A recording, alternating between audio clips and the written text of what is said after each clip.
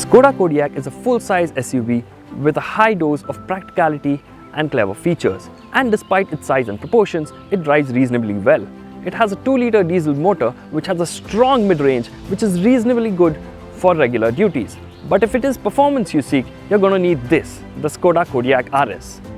This one isn't just a rebadged, sportier looking variant of the Kodiaq. This is the real deal. The Kodiaq RS lapped the 20.8 km Nürburgring circuit in just 9.29 minutes, making it the fastest production 7-seat SUV around the circuit. It's a family car with enthusiastic aspirations. But can it perform equally well on both fronts? Kodiaq RS looks quite similar to the standard model, at least as far as the primary design cues are concerned. But Skoda has given it a few more sporty bits to make it look better. Now there are these nice looking 20-inch alloy wheels, it gets red brake calipers, there's a nice gloss grille up front, and there are different bumpers at the front as well as at the back. The RS badges on the front grille and on the tailgate make its performance aspirations clear.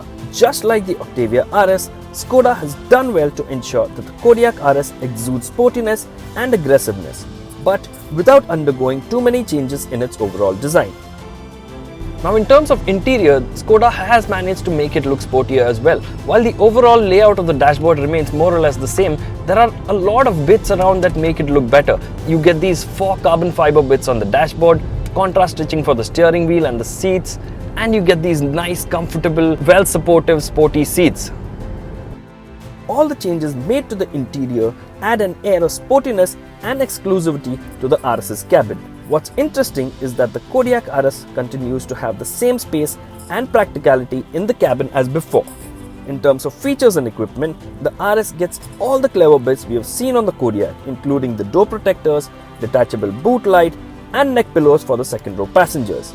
Just like the Kodiaq LNK, this one too comes with an all-digital instrument cluster. Now the Kodiaq RS comes with the same 2-liter diesel motor as the standard model, but in this one it makes about 236 horsepower and 500 Nm. That's 90 bhp and about 140 Nm more than the standard car.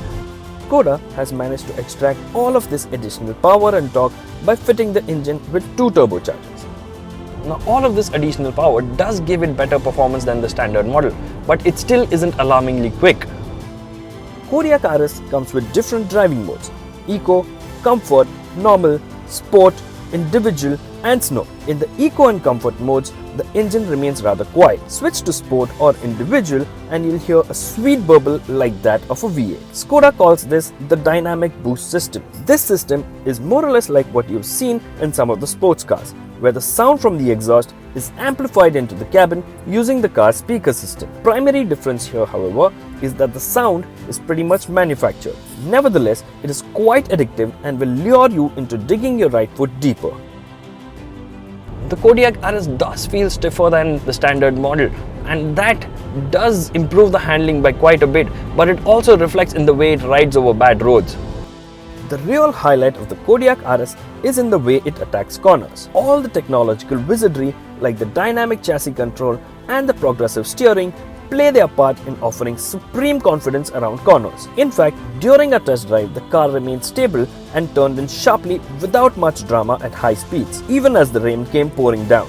The steering weighs up as you go faster, body roll is well contained, especially for a car this big and tall. The standard Kodiaq is already an impressive car in terms of handling, but the RS takes it a notch further. The near perfect roads around Prague weren't the ideal conditions to judge the car's ride quality, but given the stiff suspension setup, we expect it to be a little harsh for the rear passengers.